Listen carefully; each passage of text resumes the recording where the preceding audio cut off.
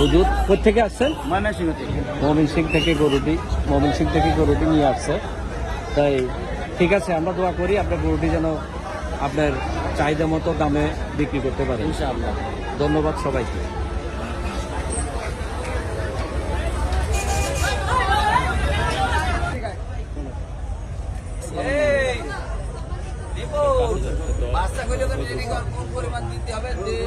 কবে পানি আছে দুটো চল ওই পানি দিয়ে